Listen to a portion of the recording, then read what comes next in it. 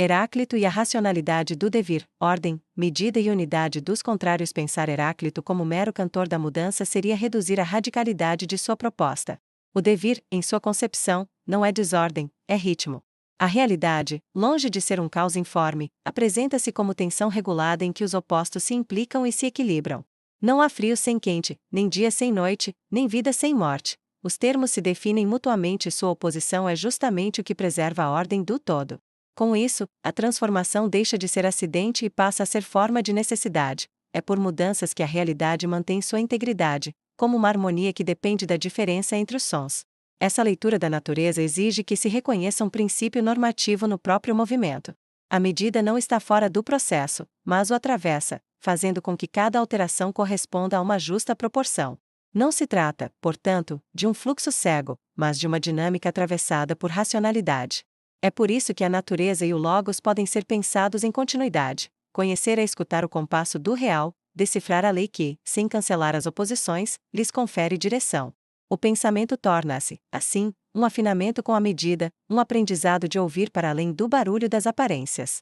Ao introduzir o fogo como imagem do princípio, Heráclito destaca a mobilidade e a vitalidade como traços constitutivos do real. O fogo não é apenas matéria, é símbolo de metamorfose contínua, energia que consome e gera, que clareia e aquece, que se transforma e, nesse transformar-se, sustenta.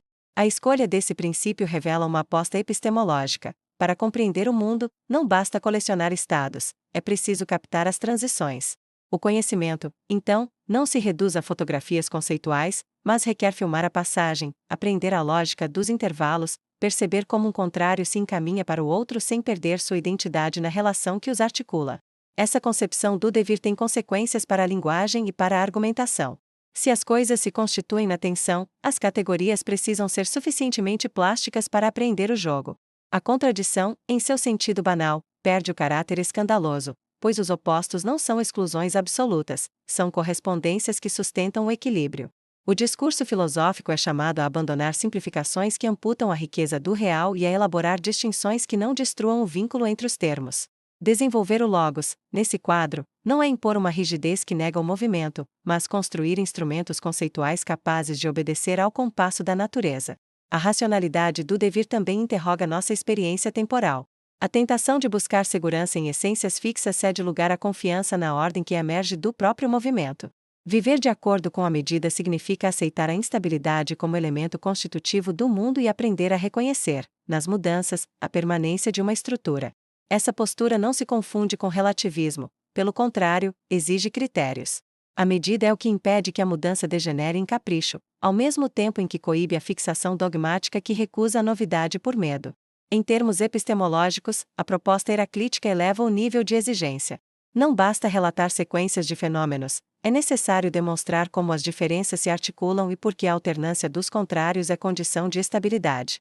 O conhecimento passa a ser avaliação de proporções, identificação de ritmos, crítica de aparências que, por falta de contexto, tomam o parcial pelo todo.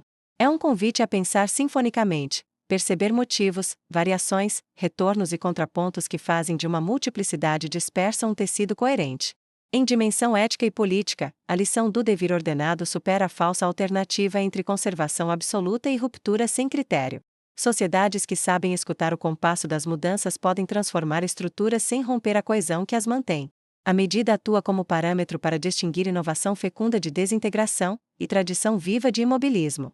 Daí decorre uma pedagogia da maturidade, habituar-se a reconhecer a alteridade sem perder a identidade, cultivar a capacidade de ajustar-se sem render-se, aprender a decidir na tensão, não apesar dela. O enfoque no conflito produtivo oferece ainda um antídoto para o maniqueísmo intelectual. Se o real se sustenta em relações de oposição que se completam, a busca de unanimidades planas empobrece. O desacordo deixa de ser anomalia e passa a ser motor de esclarecimento. O debate, regulado por critérios, torna-se método para aproximar-se da medida.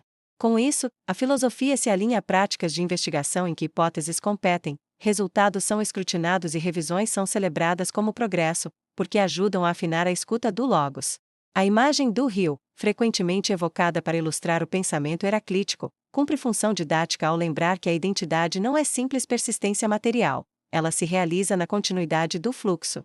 O mesmo se dá com instituições, narrativas e projetos de vida. A integridade não está em permanecer iguais a si mesmos de forma morta, mas em conservar uma direção por meio de mudanças que respondem à medida. Uma ética do devir, portanto, não legitima a instabilidade por si, exige a distinção entre variações que mantêm o compasso e desvios que o corrompem. Por fim, compreender Heráclito como filósofo do devir regulado é reconhecer que o mundo não nos pede resignação diante do movimento, mas responsabilidade. Saber mudar segundo a medida é a arte difícil de traduzir a racionalidade do real em decisões prudentes, em políticas equilibradas e em hábitos intelectuais vigilantes. A filosofia, nesse horizonte, não é ornamento erudito, mas exercício de atenção à ordem que vibra no conflito.